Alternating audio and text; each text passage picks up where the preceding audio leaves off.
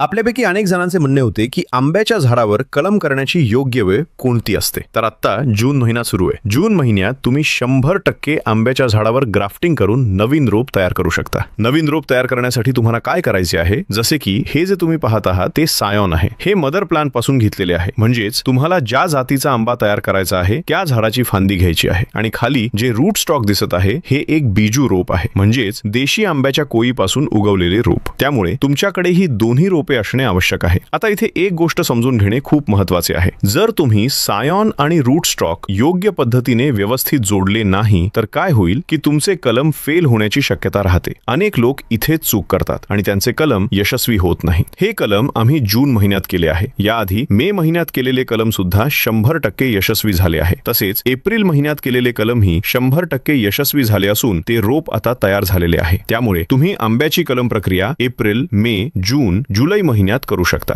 तसेच शेवटपर्यंत म्हणजेच नोव्हेंबर पर्यंत आंब्याच्या झाडावर ग्राफ्टिंग करता येते. अशा प्रकारे तुम्ही योग्य पद्धत वापरून योग्य वेळी आंब्याच्या झाडावर ग्राफ्टिंग करून नवीन आणि चांगल्या जातीचे रोप तयार करू शकता. अशाच प्रकारच्या शेतीविषयक नवीन माहिती आणि उपयोगी टिप्ससाठी आपल्या चॅनलला सबस्क्राईब करा.